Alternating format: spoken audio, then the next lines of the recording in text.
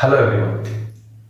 Today we are going to discuss about the mucoepidermoid carcinoma. But before going to our topic, I want to thank you as we have crossed the 100 subscriber just within a month.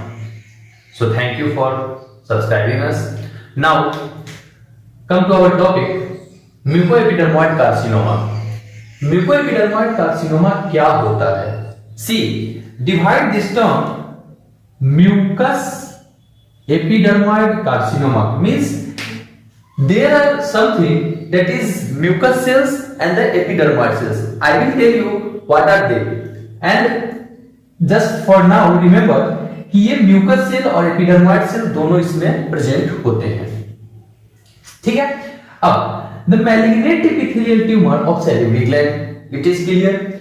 Most malignant common tumor of salivary gland, it is one of the most common malignant tumor of salivary gland. Most common tumor in the children of the salivary gland. Second most tumor of salivary gland. Second most common tumor of salivary gland मतलब पहले था pleomorphic adenoma, second में mucoepidermoid carcinoma. So they are the point just to remember because they are asked in the NEET PG.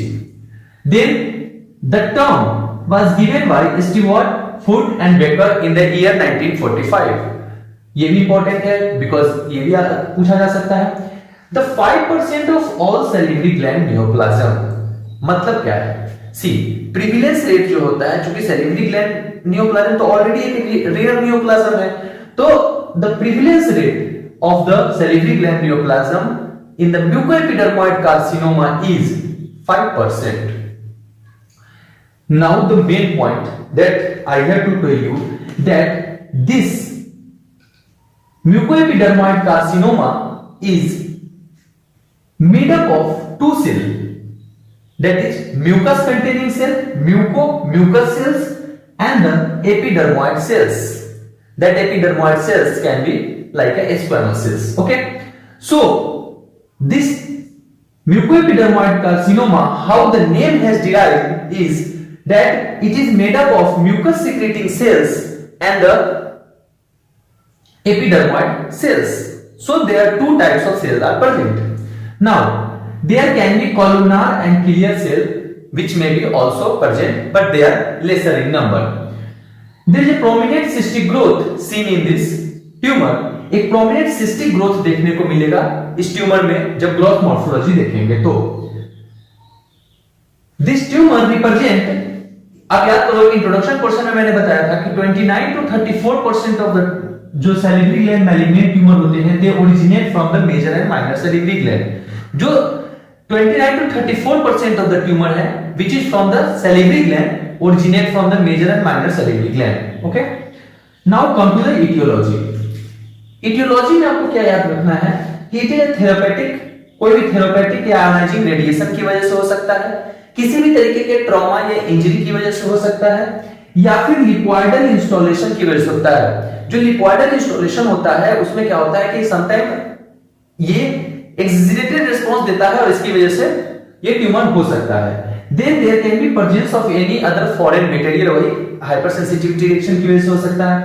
Then सी किसी भी जगह पे अगर malignancy हो रहा है तो there must be something that there can be genetic changes. यदि जेनेटिक चेंजेस हो रहा है means something genetic changes is there. So 9q21, 8q, 5p, 16q, 12p. Here q and p, how do you know what is the meaning of q and p? It is the short and long arm of the chromosome. So there can be mutation in the short arm or long arm of chromosome number 9, 21, 8, 5, 16 or 12. Just to remember, there can be mutation at the 13 number chromosome also. Okay. Now come to the histogenesis. I have already discussed these things, so I am going little bit faster. What is the histogenesis? Histogenesis is the multicellular theory is responsible. Yes, because it is composed of the mucus secreting cell and the epidermoid cell, so we can say that, and there is columnar cell and ciliar cell variant also, so we can say that it is composed of the, it is a multicellular theory histogenetic. Okay, now clinical feature. Now you have to give focus here कि clinical feature जैसा कि हम हर अपने lecture में देते हैं, हर एक question हम ऐसे लिखते हैं एज, सेक्स और site. Okay, so now come to the age. The common age group in which this tumour is seen, this malignancy is seen, is the 3rd to 5th decade of the life, but the mean age is 47 years।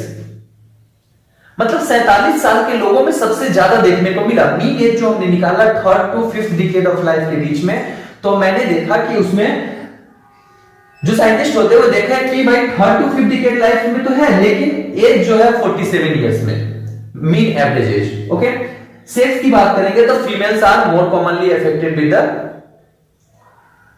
म्यूकोएपिडर्मोइड carcinoma than the male. Then come to the site. Site बहुत important है क्योंकि parotid gland, major salivary gland में होता है, सबसे ज्यादा parotid में देखने को मिलेगा। इंट्राओरली जब आप देखोगे तो इनलार्जिंग इंट्राओरली पैलेट में, बकल म्यूकोसा में और लोअर लिप में देखने को मिलेगा।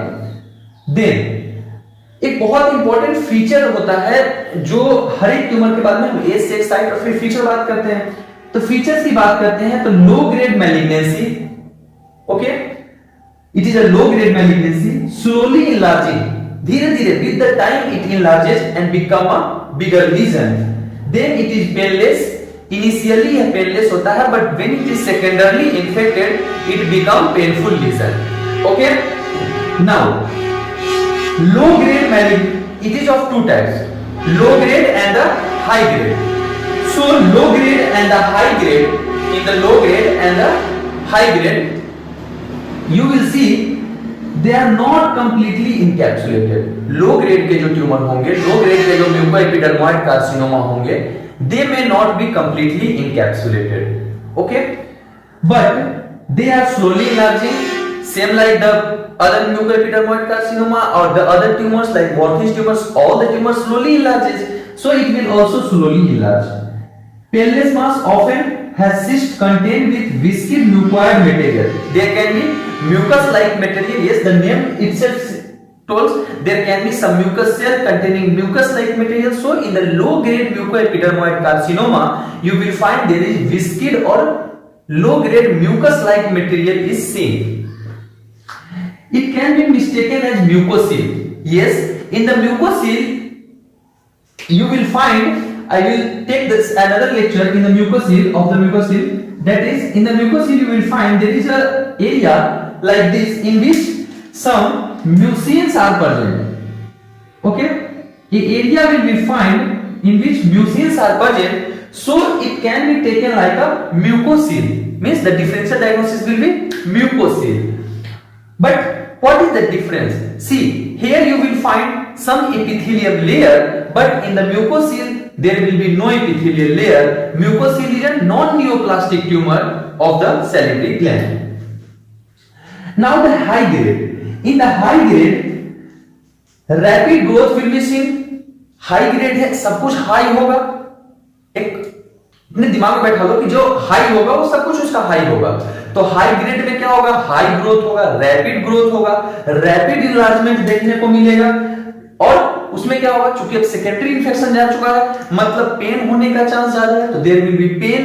उसके बाद आप बात करोगे देन अब क्या होगा? जब साइज बड़ा हो जाएगा, फेशियल नर्व आपको पता है कि पैरोटिड को सप्लाई देता है। अब फेशियल नर्व कंप्रेस होगा तो फेशियल नर्व पैरालिसिस होगा। अब जब फेशियल नर्व पैरालिसिस हो जाएगा तो उसके साइन एंड सिम्टम्स देखने को मिलने लगेंगे। Then there will be dysphasia, okay. Then there will be numbness of the adjacent structure. Adjacent structure क्योंकि अब नर्व ही कंप्रेस हो रहा है, पैरेस्थेसिया हो जाएगा, कंप्रेशन ऑफ नर्व्स हो जाएगा, तो नम्बनेस होगा। Then there will be ulceration also, क्योंकि अब सेकेंडरी इंफेक्शन हो गया है तो there can be ulceration also. Now एक चीज और है, क्योंकि ये मैलिग्नेंट ट्यूमर है तो मेटास्टेसिस देखने को मिलेगा। मेटास्टेसिस होके कहां जाएगा? रीजनल लिम्फ नोड्स में चला जाएगा मेटास्टेसाइज होके। So metastasis to the regional lymph node like lungs, brain, इन सब में जाकर के मेटास्टेसाइज कर जाएगा। ओके, बहुत इंपॉर्टेंट जो पॉइंट है इसमें एक है, दैट इज ये नॉट इनकैप्सुलेटेड। ये बहुत इंपॉर्टेंट पॉइंट है, ये इनकैप्सुलेटेड नहीं होता और यही प्लियोमॉर्फिक एडिनोमा से इसको डिफरेंशिएट करता है, क्योंकि प्लियोमॉर्फिक एडिनोमा में आपको मैंने बताया है कि वो इनकैप्सुलेटेड होता है। Okay, now come to the presence of there will be, अब क्या होगा कि जब हार्ड पैलेट आप देखोगे तो वहां पे प्रेजेंस क्या देखने को मिलेगा, some blue color like translucent structure pigmented mass on the hard palate and the tongue.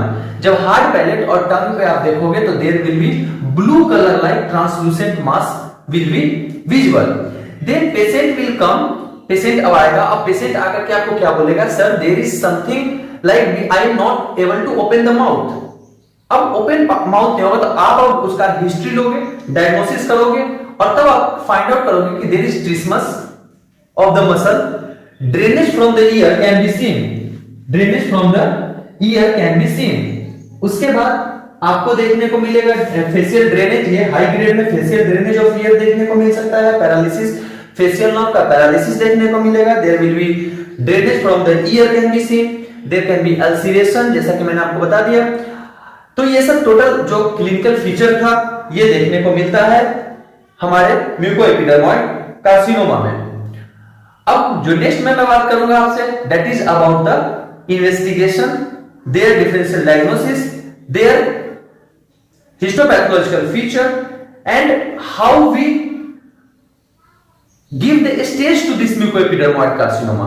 ये भी मैं नेक्स्ट लेक्चर में डिस्कस करूंगा. ये बहुत इंपॉर्टेंट लेक्चर होगा जो हमारा नेक्स्ट होगा, क्योंकि इसमें जो डिस्कशन होगा अबाउट द फीचर्स और उसके क्या पॉइंट देते हैं और उससे कितना हम स्टेजिंग करते हैं म्यूकोएपिडर्मॉइड कार्सिनोमा का, ये बहुत इंपॉर्टेंट हो जाता है. तो एक बार क्विक रिवीजन करते हैं कि मोस्ट मैलिग्नेंट ट्यूमर होता है म्यूकस सेल्स और एपिडर्मॉइड सेल्स दोनों प्रेजेंट हो सकते हैं.